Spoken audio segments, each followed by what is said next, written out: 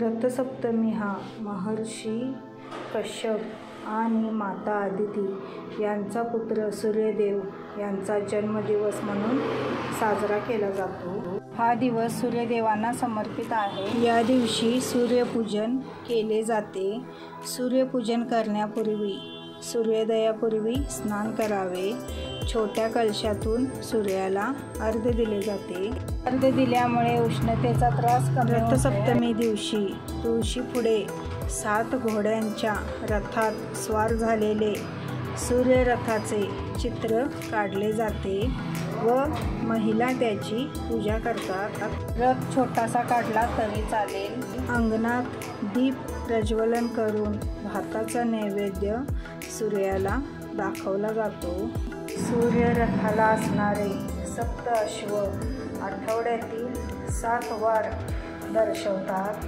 तसेच रथाची 12 चाके 12 राशींचे प्रतीक मानले जाते। यातून 12 राशी आणि 7 वार दर्शवले आहेत। सूर्याची कृतज्ञता व्यक्त करण्याचा दिवस म्हणजे रथसप्तमी।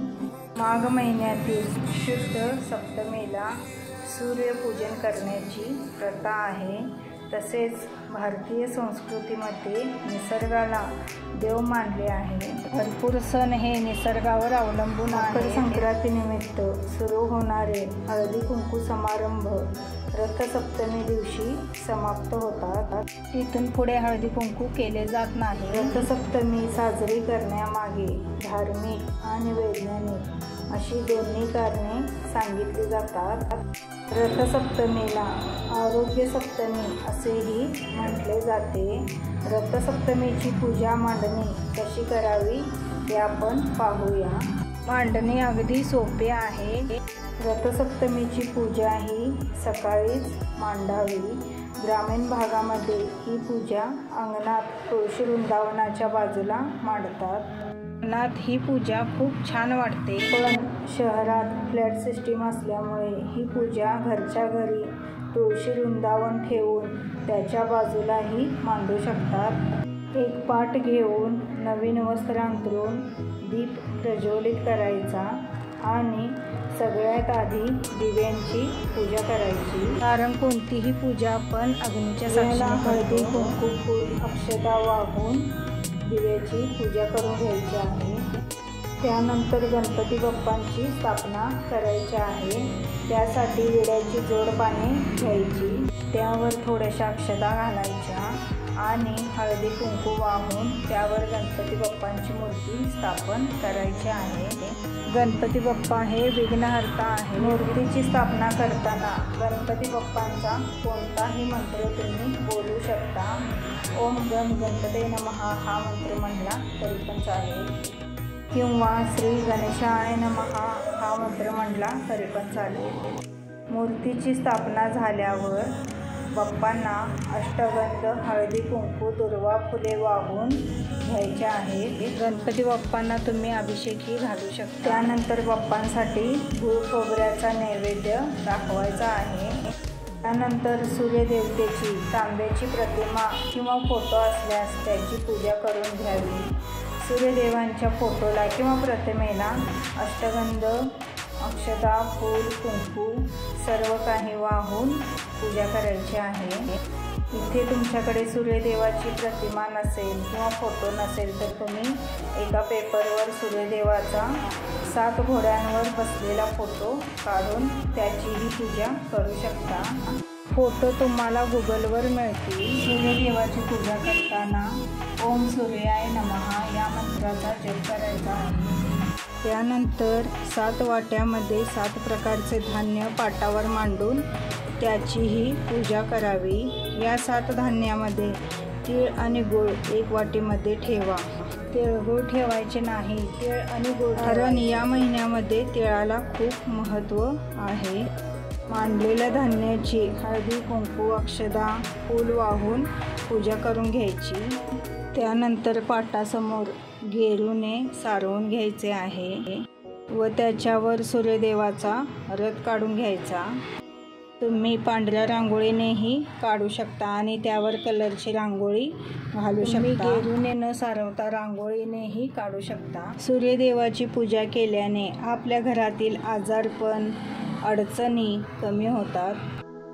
तसेच आरोग्याच्या दृष्टीने सुद्धा सूर्यदेवाची पूजा करणे खूप महत्त्वाचे मानले जाते. सूर्य स्वयंप्रकाशित आहे. अन्य सर्व ग्रह सूर्यापासून प्रकाश घेतात. सूर्य ग्रहांचा राजा असून त्याचे घर 9 ग्रहांमध्ये सर्वात वरचे आहे. त्याला ग्रहांचा राजा. सकाळी लवकर उठून दूध उतू जाऊ द्यायचे आहे. जे आपण दूध उतू जाऊ देतो ते आपल्याला अग्निदेवाला अर्पण करायचे आहे. त्यासाठी सर्वात प्रथम गॅसची पूजा करून घ्यायची आहे.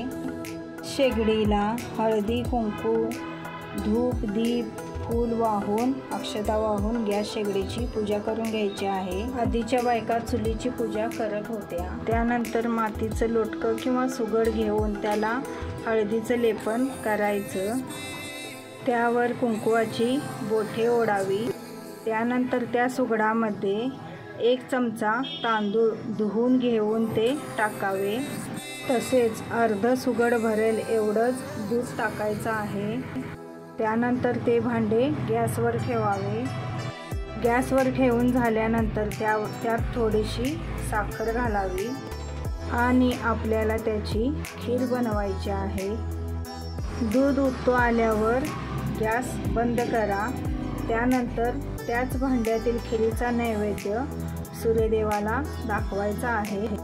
इथे तुम्ही शिरा किंवा कोणताही गोड पदार्थाचा सूर्यदेवासमोर नैवेद्य ठेवू शकता किंवा दाखवू शकता. तर अशा प्रकारे रथसप्तमीची साधी आणि सरळ पूजा करायची आहे. तसेच या दिवशी तुम्ही दानधर्मही करू शकता. रथसप्तमीची मांडलेली पूजा ही त्याच दिवशी संध्याकाळी उतरू शकता किंवा दुसऱ्या दिवशीही तुम्ही उतरू शकता. पूजेमध्ये मांडलेले धान्य रोजच्या वापरातल्या धान्यात त्याचा समावेश करायचा आहे. ते धान्य तुम्ही रोजच्या जेवणात वापरू शकता. खिरीचा नैवेद्य घरातील सर्वांनी प्रसाद म्हणून खायचा आहे. मैत्रिणींनो, आजचा व्हिडिओ कसा वाटला ते मला कमेंटद्वारे नक्की कळवा. आणि रथसप्तमीची पूजा तुमच्या घरातल्या सर्वांच्या आरोग्यासाठी तसेच घरातल्या अडचणी दूर होण्यासाठी नक्की करा. चला तर पुन्हा भेटू काहीतरी नवीन घेऊन. तोपर्यंत धन्यवाद. श्री स्वामी समर्थ.